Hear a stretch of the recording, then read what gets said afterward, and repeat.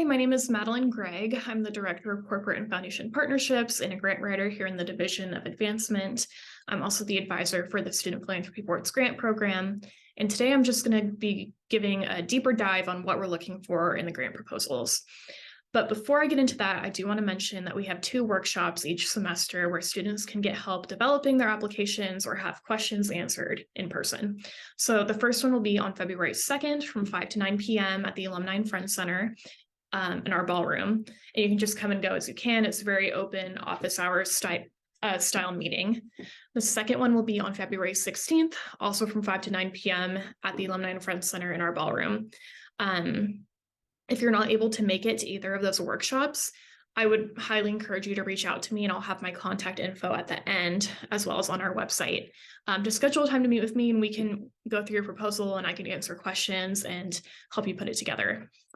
So now just to go into the actual proposal and a little bit more about the Grant Program Committee and why we exist. So the grant program is working to empower students who are leading philanthropic efforts through fundraising and grant writing, and it's overseen by the members of the Student Philanthropy Board and staff within the Division of Advancement. So the staff members on the grant program include Matthew Ewing, who is the VP of Advancement, Sydney Montgomery, who's the Director of Student and Recent Grad Programs, and myself. So each semester, the Grant Program Committee has up to $12,500 to be awarded to students or student-led organizations that are leading philanthropic efforts on campus. So after the initial proposal, the written proposal, the grant committee will narrow the field to the top finalists, and those finalists will be invited to come and pitch their proposals in person with a presentation to the board.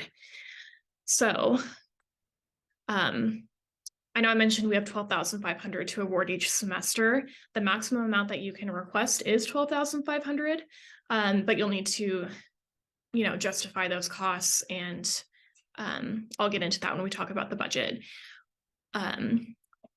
So the qualification criteria is that you have to be an organization registered through student involvement, or if you're an individual who's not affiliated with a student organization on campus, you have to receive a sponsorship or endorsement from either an academic department or a student affairs department by obtaining at least 2 signatures, one from a chair director and one from a financial or administrative staff member. If you don't know who to reach out to get signatures, please reach out to me and I will help connect you with the right person. And those signature lines will be on one of the templates that I'll discuss here right now, actually. So just a little brief overview of what the application entails. We have a cover sheet, which is on our website, and it's just a form you fill out with the basic information and the signature lines, if that's applicable, if you're just an individual and not an organization. Then we have an executive summary, which can be anywhere from half a page to 1 page, a program description, and then a project budget. And if there's anything on the project budget that you feel like you need to explain a little bit more, you can include a brief budget narrative with your proposal. And then finally, if you are a student org, just proof of registration, if it's applicable to you. Okay. So now getting into the executive summary. This is kind of like a 1,000-foot overview of who you are and what you do. So you want to give it a title. You want to talk about the background of your organization or the philanthropic initiative that you're working on. If you have a mission statement, this is a good place to include that. You want to do a brief description of the project and really highlight your statement of need. So like, what problem are you trying to solve? And then clearly identify the amount of funding that you're requesting and a brief project timeline. And if you have phases, that would be a good place to put it. Okay, now we're going into the program description. So the first thing you want to do is clearly identify your goals and objectives. I would encourage you to include at least 1 goal, which is what your program hopes to achieve, and 1 to 2 objectives for each goal. And that is basically what changes you expect to see as a result of this work or a major milestone toward achieving your goal. And make sure that you tie it back to that statement of need that you identified in the executive summary. One thing I tell people to do with their objectives is to use the SMART acronym: be specific, measurable, achievable, relevant, and timely. That's just a good little tip to keep in mind. Then further on in the program description, you want to talk about what methods you'll be using to achieve your outcomes. What other resources will you be leveraging? Are there other partners involved? Are you going to work with other people? Are you applying for other sources of funding? Basically, what's it going to take to make this happen? Then we want to know how you're going to measure success. That will vary from application to application, but basically, how will you know that this grant funding was used what it was intended for, and did you achieve your goal? The next is the timeline, and this is more of a deeper dive than what was described in the executive summary. Like here, I would include benchmarks. You have a year within the award of funds to spend the money. So how are you going to do that throughout that year? The last thing is what will be the lasting impact of this funding? What makes your proposal extraordinary, and why should we pick it compared? Why is it the best, basically? Because you're competing with other individuals and organizations for this funding. The next component is the budget, and we have a template for this online, so you just fill it out. But it should be a good faith estimate of your anticipated costs. And when I'm putting a budget together, I think about things like, is it necessary? Is it reasonable? Is it allowable? Definitely do your research on what it's going to cost to launch your project. Really, the only thing that would disqualify or would make it not allowable under the Student Philanthropy Board grant criteria is if it's not a philanthropic initiative.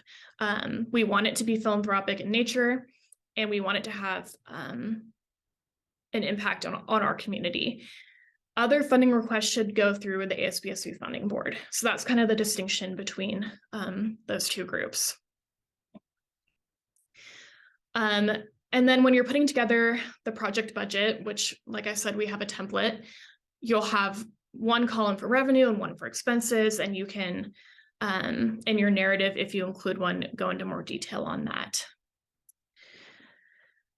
So this is just the general formatting that we're looking for.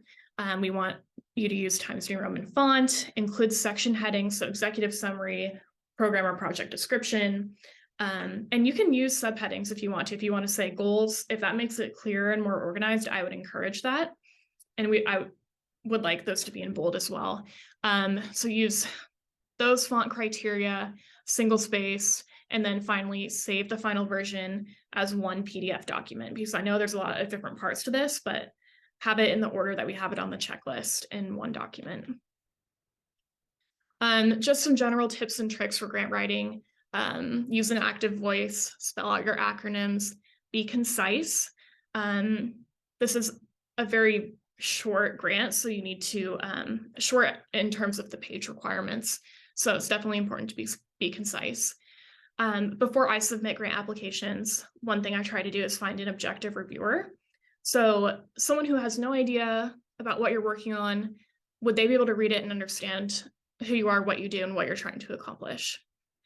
Make sure your budget makes sense. Make sure that your expenses and your revenue balances. And if you're applying to more than one source of funding, I would encourage you to make templates, like for the executive summary, for your project description, things like that, so you don't have to reinvent the wheel each time. Okay, finally, how to submit your proposal. Like I said, it should be in one PDF format, and then email it to me. That's my contact information, and the deadline is Sunday, February 26th by 11:59 p.m. So if you have any additional questions or clarifications, please email me or call me at this number and this email address. And then finally, these are other key dates that we have. The deadline, like I said, is the 26th. We'll notify finalists on March 3rd, and then the pitch night or the proposal presentations will be on March 15th. We'll award or issue the award announcements on March 17th, and then we're requiring people who were notified that they were awarded funding to accept the funding by March 27th. So like I said, grantees will have 1 year to spend the funds awarded by the Student Philanthropy Board, and there will be a very brief end of grant report 1 calendar year after the funding allocation, basically just to see what the impact was for this funding and get feedback on the grant application. And then, like I said, we'll have 2 workshops. So here's just more detailed information about that. But anyway, we are looking forward to reviewing your proposals. And again, please do not hesitate to reach out to me if you have any questions. Good luck.